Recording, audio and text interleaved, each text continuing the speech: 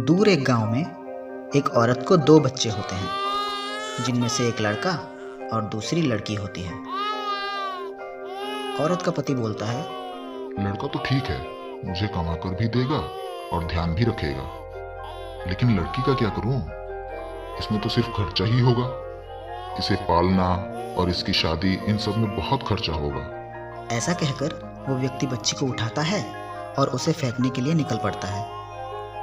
वो एक खंडहर के अंदर जाता है, लड़की को वहां रखकर भगवान से कहता है, भगवान जी, अब आप ही इसकी रक्षा करना, मुझसे नहीं होगा। ऐसा कहकर वो व्यक्ति वहां से चला जाता है और जिस दरवाजे को खोलकर उसने बच्ची को रखा था वो एक जादुई दरवाज़ा होता है और दरवाजे के उस पार नागलोक होता है और वो बच्ची नागलोक पे पड़ी हुई होती है। और वहाँ एक इच्छाधारी नागिन को किसी बच्चे की रोने की आवाज़ सुनाई देती है और वो कहती है, अरे ये कौन रो रहा है? ये सोचकर वो बच्चे के पास जाती है।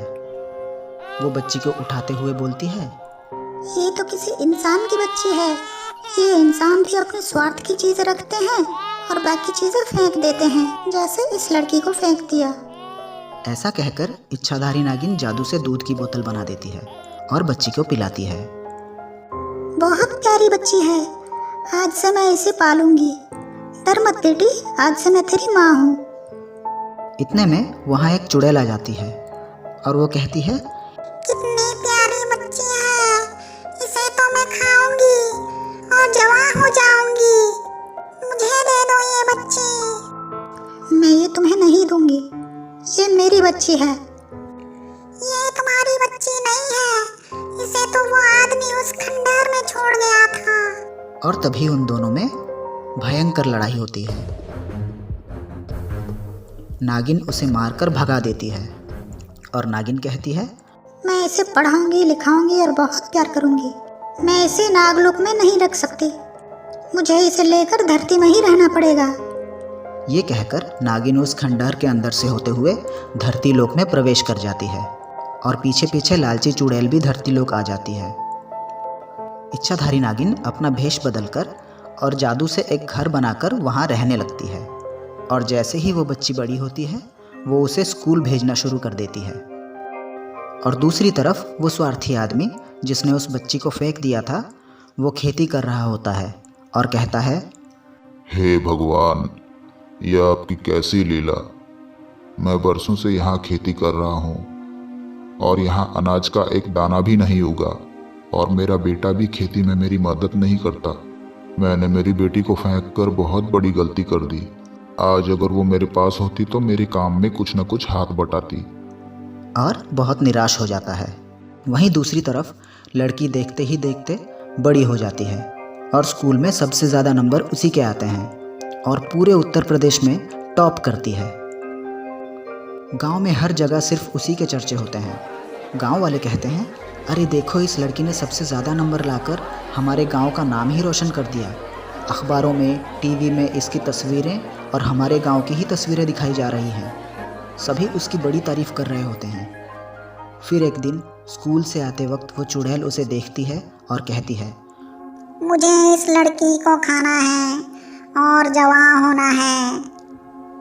किसी भी तरह इन माँ बेटी को अलग करना होगा। वो मौका देखकर अपना भेष बदल लेती है और लड़की के पास जाकर उसे सारी बात बता देती है कि उसके असली माँ बाप कौन हैं और इच्छाधारी नागिन उसकी माँ नहीं है। लड़की उदास हो जाती है और भागी भागी अपनी माँ के पास जाती है और कहती है, माँ, आपने ज़िंदगी भर मुझसे झूठ बोला। आप मेरी माँ नहीं हो, मुझे सब पता चल चुका है। अब मैं अपने असली माँ बाप के पास जा रही हूँ। ऐसा कहकर वो अपने असली माँ बाप के पास जाने लगती है। उसे अपने से दूर जाता देख इच्छाधारी नागिन बहुत उदास होती है। वो लड़की वहाँ पहुँचकर देखती है कि उसके माँ बाप बहुत गरीब हैं और उनका एक बेटा है जो बहुत आलसी है और बिल्कुल भी काम नहीं करता है। इतने में चुड़ैल कहती है, अब आएगा मज़ा। अब तो इसकी माँ भी नहीं है इसको बचाने के लिए। इतना बोलते ही चुड़ैल उसे पकड़ने के लिए आगे बढ़ती है और उसे घसीट कर ले जाने लगती है। सभी चिल्लाने लगते हैं, बचाओ बचाओ, कोई उस चुड़ैल से उस लड़की को बचाओ, कोई तो मदद करो। इतने में इच्छाधारी नागिन वहाँ पहुँच जाती है। नागिन और चुड़ैल के बीच भयंकर लड़ाई होती है। नागिन अपनी शक्ति से चुड़ैल को हरा देती है और जब चुड़ैल मरने वाली होती है वो लड़की से कहती है, बेटी, इन्होंने तुम्हें मरने के लिए छोड़ दिया था। अगर तुम्हारी माँ नहीं होती तो तुम मर जाती। इसने तुम्हें पढ़ाया और तुम्हें कामयाब भी तुम्हारी माँ ने ही बनाया है। आज तुम जो कुछ भी हो तुम्हारी माँ के वजह से ही हो और सही मायने में यही तुम्हारी माँ है।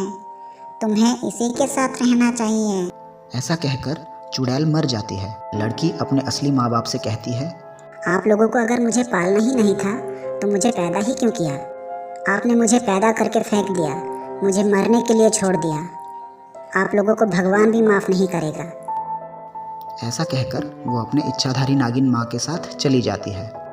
उसके असली माँ बाप रोने लग जाते हैं। उन्हें अपने किए पर पछतावा होता है। हे भगवान, ये मैंने क्या कर दिया? मुझसे बहुत बड़ी गलती हो गई। आप सबको कैसा लगा ये ऑडियो कमेंट्स में बताएं और लाइक शेयर सब्सक्राइब ज़रूर करें और ऐसी ही अच्छी अच्छी कहानियाँ सुनने के लिए हमारे चैनल को सब्सक्राइब करें। धन्यवाद।